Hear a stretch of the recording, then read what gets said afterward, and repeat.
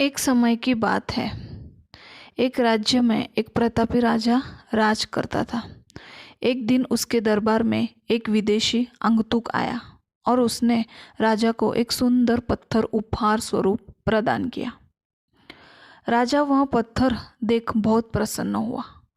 उसने उस पत्थर से भगवान विष्णु की प्रतिमा का निर्माण कर उसे राज्य के मंदिर में स्थापित करने का निर्णय लिया और प्रतिमा निर्माण का कार्य राज्य के महामंत्री को सौंप दिया। महामंत्री गांव के सर्वश्रेष्ठ मूर्तिकार के पास गया और उसे वह पत्थर देते हुए बोला, महाराज, मंदिर में भगवान विष्णु की प्रतिमा स्थापित करना चाहते। 7 दिवस के भीतर इस पत्थर से भगवान विष्णु की प्रतिमा तैयार करो, राजमहल पहुंचा देना।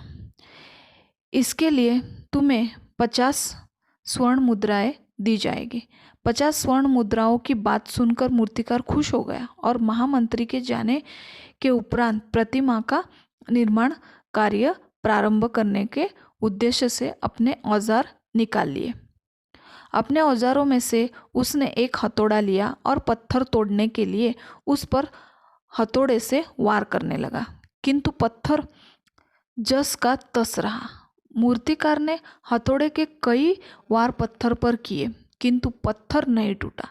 50 बार प्रयास करने के उपरांत मूर्तिकार ने अंतिम बार प्रयास करने का उद्देश्य से हथौड़ा उठाया, किंतु यह सोचकर हथौड़े पर प्रहार करने का पूर्व ही उसने हाथ खींच लिया कि जब 50 बार वार करने से पत्थर नहीं टूटा तो अब क्यों टूटेगा।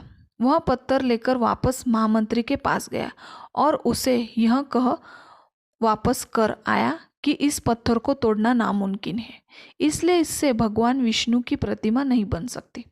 महामंत्री को राजा का आदेश हर स्थिति में पूर्ण करना था। इसके लिए उसने भगवान विष्णु की प्रतिमा निर्मित करने का कार्य गांव के एक साधारण मूर्तिकार को सौंप दिया। पत्थर लेकर मूर्तिकार ने महामंत्री के सामने ही उस पर हथौड़े से प्रहार किया और वह पत्थर एक बार में ही टूट गया। पत्थर टूटने के बाद मूर्तिकार प्रतिमा बनने में जुट गया। इधर महामंत्री सोचने लगा कि काश पहले मूर्तिकार ने एक अंतिम प्रयास और किया होता तो सफल हो गया होता और 50 स्वर्ण मुद्राओं का हकदार बनता। इसमें हमको सीख यह मिलती है मित्रों, हम भी अपने जीवन में ऐसी परिस्थितियों से दो चार होते रहते हैं।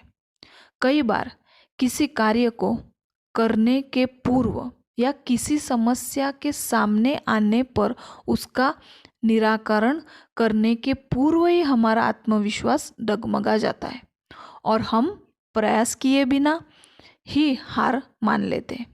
कई बार हम 1-2 प्रयास से असफलता मिलने पर आगे प्रयास करना छोड़ देते, जबकि हो सकता है कि कुछ प्रयास और करने पर कार्य पूर्ण हो जाता या समस्या का समाधान हो जाता।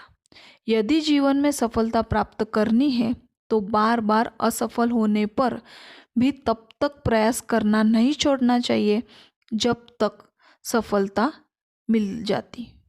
क्या पता जिस प्रयास को करने के पूर्व हम हाथ खींच ले वही हमारा अंतिम प्रयास और उसमें हमें कामयाबी प्राप्त हो जाए। Thank you.